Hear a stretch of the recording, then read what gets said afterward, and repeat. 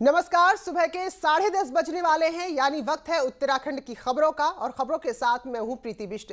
सबसे पहले एक अच्छी खबर है, बड़ी खबर भी है, क्योंकि जिस तरीके से कोरोना का संक्रमण फैल रहा है, ऐसे में राज्य सरकार ने कोविड रैपिड एंटीजन टेस्ट के दाम तय कर दिए हैं। तो आप चाहे सरकारी प्राइवेट लैब में जाए, कहीं भी जाए, तो वहां अब केवल 679 रुपए में आपका टेस्ट होगा। इससे ज्यादा कीमत कोई आपसे नहीं वसूल सकता। अगर वसूल रहा है तो उसकी शिकायत आप कर सकते हैं। तो कोरोना के बढ़ते मामलों के बीच सरकार ने टेस्ट की कीमत तय कर दी है। निजी लैब में रैपिड एंटीजन टेस्ट की कीमत 679 रुपए से ज्यादा कोई आपसे वसूल नहीं सकता है। खासतौर पर क्योंकि जो बॉर्डर पर लोग हैं, दिल्ली से आने वाले यात्री हैं, उनके कोविड टेस्ट को देखते हुए ये कदम उठाया गया है। और ये अनिवार्य किया गया है कि कोई भी अगर बाहरी राज्य से, विशेष तौर पर दिल्ली से अगर आ रहा है, तो वो या तो अपने साथ 96 घंटे पहले की कोविड नेगेटिव रिपोर्ट लाए, अगर रिपोर्ट नहीं है तो यहाँ रैपिड एंटीजन टेस्ट कराए। हालांकि हमने आपको तस्वीरें दिखाई थी कि पुलिसकर्मी ही नजर आ रहे, कोई टीम नहीं है वहां पर जो यहाँ टेस्ट करे आने जाने वालों का। फिलहाल ये अच्छी खबर भी है, राहत भरी खबर भी है कि अगर कोई टेस्ट कराना चाहता है, उसको किसी तरह का शक हो रहा है, लक्षण है, तो 679 रुपए में वो अपना टेस्ट करा सकता है। ये कीमत तय है, इससे ज्यादा आपसे कोई नहीं वसूल सकता।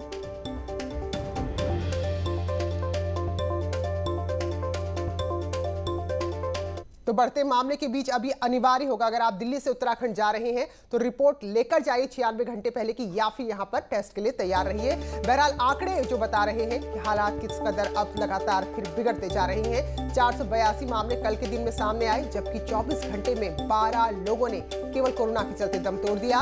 और इस तरह से राज्य में कुल अभी 4600 एक्टिव केस हो गए हैं। बीते 4 दिनों पर अगर नजर डालें तो कोरोना ने 39 लोगों को मौत दी है। तो ये एक बड़ी खबर भी है, सावधान करने वाली खबर भी है। तो पिछले 4 दिन में 39 लोग कोरोना के चलते मारे गए और कल के दिन में 12 लोगों ने कोरोना की वजह से दम तोड़ा है उत्तराखंड में। तो बढ़ते हुए मामले को देखकर कई एहतियाती कदम उठाए गए हैं। जहां कार्तिक पूर्णिमा पर हरिद्वार में गंगा स्नान पर रोक लगा दी गई है, वहीं सीमा पर लोगों का टेस्ट अब अनिवार्य है, यानी कि बगैर टेस्ट के आप जा ही नहीं सकते राज्य के अंदर।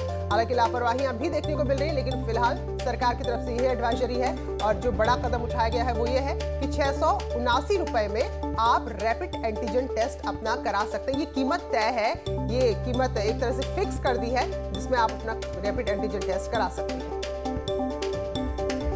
तो देखिए जरा कि देहरादून में जो शुरुआत से ही अगर हम देखें तो देहरादून में मामले सबसे ज्यादा आए। हालांकि बीच में उधम सिंह नगर में भी बहुत तेजी मामलों में देखने को मिली है।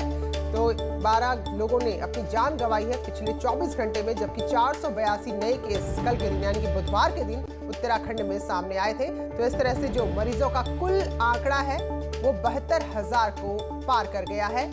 और अगर संक्रमितों से मौत की बात करें तो ये आंकड़ा 1885 हो गया है। तो कोरोना का संक्रमण गहरा रहा है और बॉर्डर पर अन्य राज्यों से आने वाले यात्रियों की जरूरी जो उनका चेकअप होता है वो अनिवार्य कर दिया गया है। या तो आप 96 घंटे पहले की कोरोना की नेगेटिव रिपोर्ट लेकर अपने साथ आए, और अगर आप ऐसा नहीं कर रहे हैं तो फिर बॉर्डर पर आपका टेस्ट होगा, और अगर कोई पॉजिटिव आता है तो उसको क्वारंटीन के लिए वहीं से भेज दिया जाएगा। तो इसके लिए बाकायदा टीम बनाई गई है। हालांकि धरातल पर ऐसा कुछ नजर नहीं आ रहा है। हेल्थ की जो टीम होती है, जो डॉक्टर्स की टीम है, जो टेस्ट करने वाली टीम है, वो कई जगह पर गायब ही नजर आ रही है। तो ये अपडेट उत्तराखंड में कोरोना को लेकर, तो आज के आंकड़े शाम को आएंगे, वो हम आपको बताएंगे। बहरहाल कल के आंकड़े हम आपको दिखा रहे हैं, जब 482 पॉजिटिव केस उत्तराखंड में सामने आए थे। तो 72,000 के पार ये आंकड़ा चला गया है। लेकिन कोरोना के गहराते संकट और राज्य सरकार जो लगातार एडवाइजरी जारी कर रही है, इन सबके बीच हालात क्या हैं वो हम आपको दिखा रहे हैं, क्योंकि दिखाना बहुत जरूरी है। एक कहने में और दूसरा उसको लागू करवाने में बहुत फर्क है। तो देखिए जरा, ये बॉर्डर का इलाका है जहां पर ना तो आपको पुलिस की गश्त नजर आएगी, ना कोई मेडिकल टीम नजर आएगी, यानी कि कोई भी कहीं से आए बगैर किसी चेकअप के बेरोक टोक राज्य के अंदर प्रवेश कर रहा है। दिल्ली देहरादून हाईवे पर उत्तराखंड के बॉर्डर अतरौली चेक पोस्ट का रियलिटी चेक हमने किया है। योगेश जी, आप यहाँ पर अकेले बैठे हुए हैं, और लोग किधर? हाँ, वो अभी आ जाएंगे, जो है ना ड्यूटी चेंजिंग का टाइम है, ठीक है। बाहर बैरियर पे भी है और यहाँ मैं भी हूँ, जो है साथी है, अभी बाहर गया देखने के लिए ना, अभी आ जाएगा वो भी। तो यहाँ पर मेडिकल स्टाफ ऐसा ना, मेरी तो आज ही लगी, मैं तो चीता पुलिस से हूँ, ठीक है। वैसे यहाँ टोटल पुलिस का स्टाफ भी रहता है, मेडिकल का भी रहता है। मेडिकल का भी आया नहीं, देखो आप देख ही रहे होगे उधर, अभी आया नहीं, जो है आ जाएगा। हम लोग का स्टाफ समय से चेंजिंग हो जाता है, सब है यहाँ पे। यहाँ पर जो लोग दिल्ली से या अदर राज्य से आते हैं, आप लोग क्या क्या प्रोसेस होता है यहाँ पे? हम लोग जो है ना उनका जो है ये जो ऑनलाइन रजिस्ट्रेशन है ना वो चेक करते हैं। वो चेक करने के बाद ना यहाँ जो प्रक्रिया हमारी जो होती है ना, ये सब पूरी करने के बाद फिर हम लोग उधर जो है मेडिकल के लिए उधर भेज देते हैं। क्योंकि ऐसा ना मेडिकल में ही पता लग पाएगा कि हाँ वो कोरोना से जो है पीड़ित है या नहीं है। ठीक है, हमारी जो फॉर्मेलिटी यहाँ की है, उनके नाम, पते, एड्रेस, कहाँ से आया, कहाँ जाएगा, कब तक रहेगा, जो है ये इधर कोविड टेस्ट भी यहाँ पर होते हैं? हाँ, कोविड टेस्ट होता है, उधर सैंपल भरा जाता है, वो देखिए सामने आप उधर जो है। लेकिन अभी आए नहीं मेडिकल टीम? अब क्या कह सकते हैं, आ जाएंगे। उत्तराखंड में कोरोना का संक्रमण लगातार बढ़ता जा रहा है। 1185 के आसपास कोरोना संक्रमितों की अब तक मौत हो चुकी है, तो 72,000 के पार कोरोना पॉजिटिव के केस पहुंच चुके हैं। इसके मद्देनज़र सरकार ने अलर्ट किया था कि जो बॉर्डर एरियाज़ हैं, जहां जो बॉर्डर चेक पोस्ट हैं, वहां पर अन्य राज्यों से आने वाले यात्रियों की सघन चेकिंग की जाएगी, खासकर दिल्ली जैसे राज्यों से, क्योंकि दिल्ली में सबसे ज़्यादा कोरोना का संक्रमण है और दिल्ली से ही सबसे अधिक यात्री उत्तराखंड पहुँचते हैं। तो लिहाजा बॉर्डर पर इनकी चेकिंग होगी, उनसे कोविड रिपोर्ट मांगी जाएगी और जिनके पास कोविड रिपोर्ट नहीं होगी उनके बॉर्डर पर कोविड टेस्ट करने के बाद ही उनको एंट्री दी जाएगी, यदि रिपोर्ट नेगेटिव आती है तो। लेकिन हमने पिछले दिनों भी आपको रियलिटी चेक करके बताया था कि जो बॉर्डर की चेक पोस्ट हैं वहाँ पर किन हालातों में क्या हालात हैं, कितनी लापरवाही वहाँ पर बरती जा रही है। हमने पिछले दिनों भी दिखाया था कि जो बॉर्डर की चेक पोस्ट है वो पूरी तरह से खाली पड़ी हुई है। अधिकारी हों या मेडिकल स्टाफ हो, अपनी सुविधा अनुसार इन चेक पोस्ट पर पहुँचता है और आज भी ठीक वही नज़ारा है। अभी करीब 10 बजने को है सुबह के, लेकिन अभी आप देखेंगे कि सिर्फ एक पुलिसकर्मी यहाँ पर बैठे हुए हैं जो उन लोगों का रजिस्ट्रेशन करेंगे, नाम पता नोट करेंगे, लेकिन कोविड सैंपल की व्यवस्था उनके पास भी नहीं है। यहाँ पर कोई भी स्टाफ मौजूद नहीं है। ये आप देखेंगे कि ये कोविड-19 के सैंपल कलेक्शन का ये सेंटर है, लेकिन पूरी तरह से बंद पड़ा हुआ है। और आज तो ये भी देखने को मिला कि जो हाईवे है, दिल्ली सहारनपुर देहरादून का जो हाईवे है, यहाँ पर आमतौर पर पुलिस यहाँ पर रोका करती थी, गाड़ियों को चेक करती थी और जो अन्य राज्यों से जो लोग यहाँ पर आते थे उनको यहाँ पर इस चेक सेंटर पर भेजा जाता था। लेकिन आज पुलिस भी यहाँ पर सिरे से नदारद मिल रही है। तो कुल मिलाकर हम पहले भी कह चुके हैं ये बात कि सिस्टम, भले ही कोरोना का संक्रमण लगातार बढ़ रहा हो, लेकिन सिस्टम बहुत कैजुअल हो गया है। फाइलों में ये बात की जाती है, दावे किए जाते हैं कि बॉर्डरों पर सघन चेकिंग की जाएगी ताकि कोरोना का संक्रमण कम से कम हो, लेकिन हालात आपने देख लिए हैं कि मौके पर व्यवस्थाएं सिरे से नदारद हैं। कैमरा पर्सन राकेश रावत के साथ सुनील नौप्रभात, असरोड़ी चौकी, बॉर्डर चेक पोस्ट। तो ये स्थिति है, ये हकीकत है, रियलिटी चेक है बॉर्डर का। लेकिन आपके लिए और जिम्मेदारी बढ़ जाती, खुद की सुरक्षा खुद रखें। तो फिलहाल हालात को देखते हुए एक और बड़ा फैसला हरिद्वार प्रशासन ने लिया है। 30 नवंबर को जब कार्तिक पूर्णिमा स्नान है और अमूमन लोग यहाँ बहुत बड़ी संख्या में आते थे, तो फिलहाल इस बार इस पर रोक लगा दी गई है। अब हर की पैड़ी और गंगा के घाट पर कोई स्नान नहीं कर पाएगा और हरिद्वार के जिलाधिकारी ने इसके लिए आदेश भी जारी कर दिए हैं। और ऋषिकेश से खबर है, जहां साप्ताहिक बंदी के आदेश हुए हैं। जिलाधिकारी ने आदेश दिए हैं, कोविड संक्रमण जो लगातार फैल रहा है, तो आज पूरा बाजार बंद रहेगा। तो अब धीरे धीरे नियमों को और कड़ा किया जा रहा है या नए नियम बनाए जा रहे हैं, क्योंकि कोरोना के मामलों में एक बार फिर से तेजी देखी जा रही है। तो ऋषिकेश में भी अब बंदी के आदेश दे दिए गए हैं। जिलाधिकारी ने निर्देश दिया है और फिलहाल आज पूरा ऋषिकेश का बाजार बंद रहेगा। चलिए, बड़ी खबर देहरादून से है, क्रिकेट से जुड़ी हुई खबर है। बीसीसीआई के सचिव जय शाह आज देहरादून के दौरे पर हैं, मसूरी के एक होटल में ठहरे हुए हैं। तो देहरादून के क्रिकेट मैदान का निरीक्षण करेंगे, क्रिकेट एसोसिएशन ऑफ उत्तराखंड के कामकाज की समीक्षा भी करेंगे। तो जय शाह केंद्रीय गृह मंत्री अमित शाह के पुत्र भी हैं और बीसीसीआई के जुड़े हुए भी हैं। तो फिलहाल आज उत्तराखंड पहुंचे हैं, तो वहाँ उत्तराखंड क्रिकेट एसोसिएशन से बातचीत है, उनके अधिकारियों से बैठक है। और अब बात राज्य के मौसम की। तो देहरादून समेत 6 ऐसे जिले हैं जहां आज बारिश हो सकती है, तो ऊंचाई वाले इलाकों में खूब बर्फबारी हो सकती है। उत्तरकाशी, पिथौरागढ़, रुद्रप्रयाग, चमोली, बागेश्वर, ये वो जिले हैं जहां के ऊंचाई वाले इलाकों में बर्फबारी का पूर्वानुमान जारी किया गया है। वहीं गढ़वाल और कुमाऊं के कुछ इलाके ऐसे भी हैं जहां रुक रुक कर बारिश हो सकती है और कई इलाकों में तो बूंदाबांदी हो भी रही है। यानी कि कुल मिलाकर अब ठंड बहुत तेजी से बढ़ने वाली है। मौसम ने इस बार समय से पहले ही ठिठुरन बढ़ा दी है। आमतौर पर बीते सालों में जो देखने को मिलता था कि दिसंबर अंतिम सप्ताह से या फिर जनवरी फर्स्ट वीक के आसपास से बारिश और बर्फबारी का मौसम देखने को मिलता था, लेकिन इस बार नवंबर से ही ठिठुरन शुरू हो गई है, बारिश शुरू हो गई है, बर्फबारी शुरू हो गई है। खासकर जो पहाड़ों के हाई एल्टीट्यूड वाले एरिया हैं वहाँ पर लगातार बारिश बर्फबारी जारी है। चाहे उत्तरकाशी की बात करें, पिथौरागढ़, चमोली, रुद्रप्रयाग की बात करें तो रविवार से ही लोगों ने धूप के दर्शन नहीं किए। निचले क्षेत्रों में जहां बारिश हो रही है तो वहीं मैदानी क्षेत्रों में भी इससे ठिठुरन बढ़ गई है और सर्द हवाओं का जो दौर था वो शुरू हो गया है। मौसम विभाग ने अभी इस तरह का मौसम बने रहने के संकेत दिए हैं और इससे उन लोगों की खासकर ज़्यादा मुश्किलें बढ़ गई हैं जो फुटपाथ पर रहते हैं, क्योंकि अभी तक नगर निगम ने कहीं अलावा जलाने की भी व्यवस्था नहीं की है। पहाड़ों में जो लगातार बारिश और बर्फबारी हो रही है, काश्तकार इससे ज़रूर बेहद खुश हैं। उनका कहना है कि खासकर नकदी फसलों के लिए इस तरह की बर्फबारी काफ़ी फायदेमंद होती है, मिट्टी में नमी बन जाती है जो कि अगली फसल के लिए बेहतर साबित हो सकती है। लेकिन कुल मिलाकर पहाड़ों में बारिश और बर्फबारी के चलते मैदानी क्षेत्रों में भी अब शीतलहर का दौर शुरू हो चुका है। कैमरा पर्सन राकेश रावत के साथ सुनील नौप्रभात, न्यूज़ 18 देहरादून। भी खूब बर्फबारी हुई है जिससे यहाँ के स्लोप बहुत ही ज़्यादा खूबसूरत नज़र आ रहे हैं और क्योंकि अगर स्कीइंग करनी है तो ऐसे में जितनी बर्फबारी हो जाए उतना अच्छा है। तो पर्यटकों के लिए भी एक बहुत ही सुखद पल है। ये बहुत खूबसूरत तस्वीरें जो देखिए विशेष तौर पर हमारे दर्शकों के लिए है। औली की तस्वीर है चमोली में जहाँ बर्फबारी हुई है खूब। तो यहाँ के स्लोप इतने खूबसूरत है और इतने बेहतर है स्कीइंग के लिए कि अगर जितनी बर्फबारी यहाँ पर हो जाए तो पर्यटकों के लिए उतना अच्छा है। और उत्तरकाशी में भी एक बार फिर से भारी बर्फबारी के चलते तापमान में जबरदस्त गिरावट दर्ज की गई है।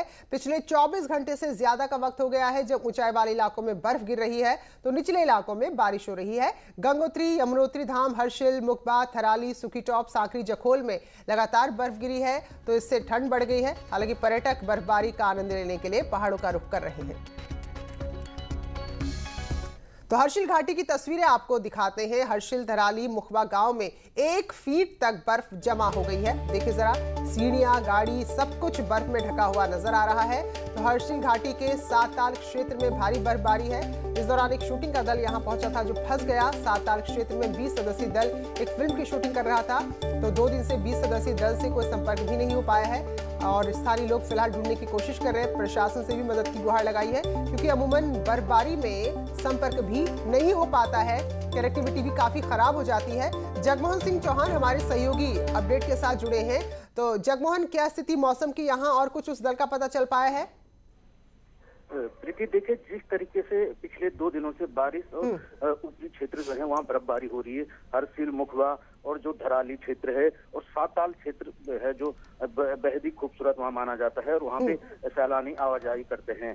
एक अच्छी बात यह है कि जो पर्यटक दल वहाँ पे फंसा था उसकी लोकेशन ट्रेस हो गई है और उनको नीचे लाया जा रहा है क्योंकि 2 दिन से उनसे संपर्क नहीं हो पा रहा था, जिस कारण स्थानीय लोगों ने वहाँ पे गुहार लगाई थी कि उस दल की खोजबीन की जाए। तो जिला प्रशासन द्वारा एसडीआरएफ की टीम वहाँ पे भेजी गई है, पुलिस वहाँ पे मौजूद है और उस दल को अब नीचे लाया जा रहा है हर चीज के लिए, क्योंकि साताल क्षेत्र लगभग 3 किलोमीटर पैदल पड़ता है तो 3 किलोमीटर पैदल रास्ते में कम से कम 2.5 से 3 फीट बर्फ जमी हुई। इस कारण वहाँ पे वो नीचे नहीं आ पा रहे थे, संपर्क भी नहीं हो पा रहा था कि जो मौसम खराब था वहाँ पे, तो इस कारण वो चिंता जाहिर कर रहे थे वहाँ पे। लेकिन बिल्कुल जगमोहन, तो ये अच्छी खबर है कि भले कभी भी वो सुरक्षित इलाके में पहुंचे लेकिन जहां है वो सुरक्षित है, जानकारी मिल गई है। तो हमारे सहयोगी ने अपडेट दिया है, जो शूटिंग का पूरा दल था, जो पूरी टीम थी जो फंस गई थी, तो फिलहाल उनकी लोकेशन ट्रेस हो गई है, उनका पता चल गया है और प्रशासनिक टीम पहुंची है और उनको सुरक्षित स्थान पर ला रही है। तो ये अच्छी खबर है और इस वक्त का अपडेट इस खबर से जुड़ा हुआ है। बहुत बहुत शुक्रिया जगमोहन आपका जानकारी के लिए।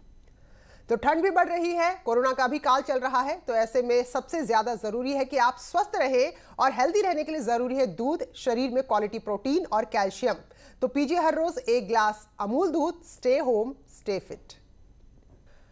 स्वागत है ब्रेक के बाद और खबरें राजनीति की। तो 22 में जो चुनाव होने वाले हैं, ऐसे में राजनीतिक दलों के लिए कुमाऊं का ऊधम सिंह नगर जिला सबसे महत्वपूर्ण होने जा रहा है और यही वजह है कि कांग्रेस अभी से इस जिले में टिकट के लिए माथापच्ची शुरू कर चुकी है। महज 1 साल दूर खड़े उत्तराखंड में सियासी दलों ने अभी से प्रत्याशियों के सिलेक्शन की प्रक्रिया शुरू कर दी है। बीते चुनाव से सबक लेकर कांग्रेस कुमाऊं के सबसे बड़े जिले ऊधम सिंह नगर में सियासी समीकरण तलाशने लगी है, जिसके लिए कांग्रेस 9 में से कई सीटों पर नए चेहरे मैदान में उतार सकती है। कि कहाँ से कौन लड़ेगा। हम लोग सीनियर लोग हैं, जहाँ से पार्टी आदेश करेगी वहाँ से चुनाव लड़ेंगे। मकसद है कि हमारी सीटें जीत के आनी चाहिए। उस जीतने के लिए जो भी फार्मूला की आवश्यकता पड़ेगी वो फार्मूला लागू किया जाएगा। कांग्रेस रुद्रपुर के साथ ही काशीपुर, सितारगंज, किच्छा, गदरपुर, नानकमत्ता में नए चेहरों पर दांव खेलने की फिराक में है, जिसकी कमान खुद नेता प्रतिपक्ष इंदिरा हृदयेश ने अपने हाथों में ले रखी है। दूसरी तरफ कांग्रेस की इस रणनीति पर बीजेपी अभी से हमलावर है। चुनाव में 9 उधम सिंह नगर की जनपद की 9 सीटों में से 8 में कमल का फूल खिला था और 1 सीट हाथ के पंजे को आई थी। इतिहास गवाह है, जब जब किसी व्यक्ति ने जुल्म किया तो उसका नाश हुआ है, क्योंकि जनता को बहुत तड़फा है इन कांग्रेस के लोगों ने, और आज इनके पास 1 सीट के लिए भी जगह बचने वाली नहीं है। उधम सिंह नगर की 9 सीटें भारतीय जनता पार्टी की झोली में आने वाली हैं। 2017 के चुनाव में कांग्रेस को उधम सिंह नगर में जसपुर की सिर्फ 1 सीट मिली थी, बाकी 8 सीटों पर उसे पराजय का सामना करना पड़ा था। कांग्रेस ऐसे में नए चेहरों का फॉर्मूला बनाकर बीजेपी को चकमा देने की जुगत में लगी हुई है। न्यूज 18 के लिए हल्द्वानी से शैलेंद्र नेगी की रिपोर्ट। और इन सब के बीच राज्य के पूर्व मुख्यमंत्री हरीश रावत 22 में क्या जिम्मेदारी निभाएंगे, क्या वो किसी मैदान सीट से चुनाव लड़ेंगे, इसको लेकर फिलहाल अभी अपने पत्ते खोलने को हरीश रावत तैयार नहीं है। जब न्यूज 18 ने भी सवाल किया तो उन्होंने गोलमोल ही जवाब दिया है। हालांकि वो स्पष्ट कर चुके हैं कि 22 को तो फिलहाल कुछ नहीं कह रहे, लेकिन 24 को वो राहुल गांधी को प्रधानमंत्री बनाकर राजनीति छोड़ देंगे। पहाड़ की किसी सीट से चुनाव लड़ेंगे क्योंकि कई लोग मांग कर रहे हैं कि पहाड़ से वो मेरा काम नहीं है। जो AICC का आदेश होगा, हम लोग कुछ लड़ाने वाले भी तो चाहिए, ऐसा कुछ नहीं है। हम तो लड़ाने वालों के लिए अपने को प्रस्तुत करेंगे। हमें 2024 तक हर हालत में देश के अंदर कांग्रेस का परचम लहराना है। तो चुनाव के मौसम में एक दूसरे पर वार पलटवार बहुत तेज हो जाते हैं, खासतौर पर वो जो कांग्रेस छोड़कर बीजेपी में शामिल हुए या पर बीजेपी छोड़कर कांग्रेस में। लेकिन हरक सिंह रावत के सुर कुछ बदले हुए हैं। वो कहते हैं कि हरीश रावत उनके लिए बड़े भाई जैसे हैं, तो प्रीतम सिंह उनके अभिन्न मित्र हैं। बड़े भाई हैं, वो ठीक है। राजनीति में हम आज भाजपा में, वो कांग्रेस में, लेकिन व्यक्तिगत रूप से मैं उनका बहुत सम्मान करता हूँ। और प्रीतम भाई तो मेरे बिल्कुल अभिन्न मित्रों में से भी हैं और मेरे भाई हैं। तो चलिए, तारीफ किस दिशा की ओर जाएगी देखना होगा, क्योंकि हरक सिंह रावत भी गागे ही बगाहे सरकार के प्रति नाराजगी जताते रहते हैं। बहरहाल प्रदेश अध्यक्ष बीजेपी के बंशीधर भगत 2 दिन के दिल्ली दौरे पर हैं और दौरे के पहले दिन यानी कि कल उन्होंने केंद्रीय मंत्री नितिन गडकरी से मुलाकात की, साथ ही शिक्षा मंत्री रमेश पोखरियाल निशंक से भी मिले हैं। तो उन्होंने गडकरी को उत्तराखंड आने का न्योता दिया है। दिल्ली में 2012 में दामिनी की दुष्कर्म के बाद हत्या की थी और 9 साल का वक्त बीत गया, लेकिन परिवार वाले आज भी न्याय का इंतजार कर रहे हैं। तो मूल रूप से पौड़ी जिले की रहने वाली थी दामिनी। उनके माता पिता ने मुख्यमंत्री से मुलाकात की है और कहना है उनका कि मामले में उनकी मदद की जाए। दरअसल हाईकोर्ट 3 दोषियों को फांसी की सजा सुना चुका है, लेकिन मामला सुप्रीम कोर्ट में है।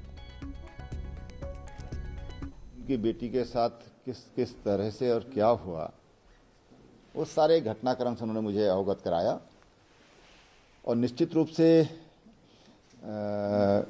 उत्तराखंड की बेटी के साथ जो कुछ हुआ है वो बहुत दिल दहलाने वाला है। कोई भी बेटियों का पिता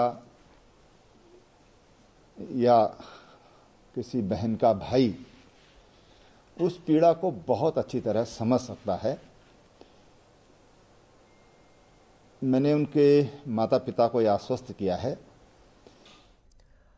और चलिए, एक राहत भरी खबर है उत्तराखंड के लोगों के लिए। हालांकि बंदरों के लिए बुरी खबर है, क्योंकि अब उत्पाती बंदरों को मारा जा सकेगा।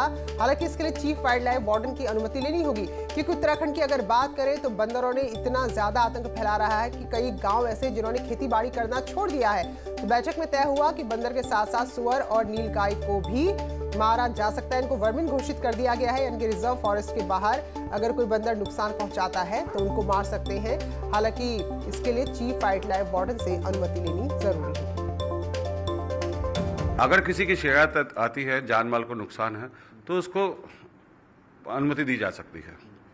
किस स्तर से होगी सर अनुमति? प्रभागी देहरादून के सिटी मजिस्ट्रेट कार्यालय में उस वक्त हंगामा हुआ जब वहां पर एक युवक और एक युवती पहुंचे। तो गाजियाबाद की रहने वाली मुस्लिम लड़की ने देहरादून के रोहित से शादी की है और गाजियाबाद कोतवाली में युवती के परिजनों ने उसकी गुमशुदगी की रिपोर्ट लिखा दी थी, जिसके बाद गाजियाबाद पुलिस के साथ लड़की के परिजन देहरादून पहुंचे और जबरदस्ती अपने साथ जब लड़की को ले जाने की कोशिश की तो यहाँ काफी हंगामा हो गया। कब शादी की आपने? 21 तारीख को आई थी मैंने, उसके 2 दिन बाद शादी की है। अच्छा जी। तो कहाँ के रहने वाले हैं? गाजियाबाद। तो गाजियाबाद में आपके परिजनों ने क्या शादी के खिलाफ थे? नहीं, उनको कुछ नहीं पता और वो हिंदू को सुनकर कभी शादी नहीं करते, बस मारते ही मारते मेरे को। अच्छा जी, मैं खुद आई हूँ अपनी मर्जी से, किसी का कोई जोर दबाव नहीं है। तो क्यों कि हम उसको ले जाएंगे? लड़की बहुत डरी हुई थी, वह अपनी जान की गुहार लगाती रही।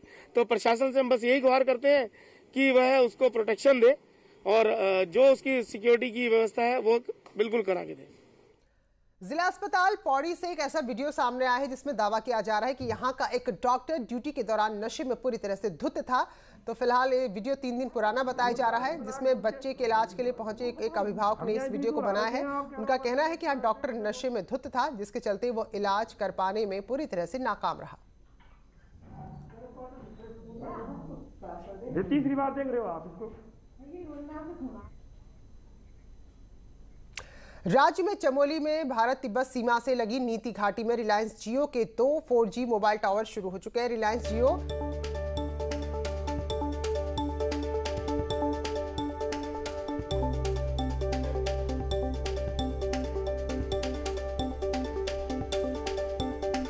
जहरीली शराब कांड की अगर हम बात करें तो लगभग 1 साल से ज्यादा का वक्त बीत चुका है, लेकिन अब तक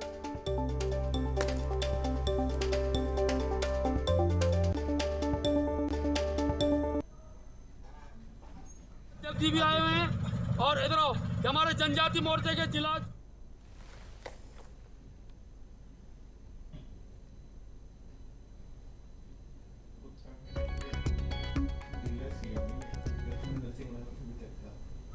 तो राज्य के चमोली में भारत तिब्बत सीमा से लगी नीति घाटी है, जो अब बेहतर कनेक्टिविटी के साथ अब दुनिया से जुड़ सकेगी।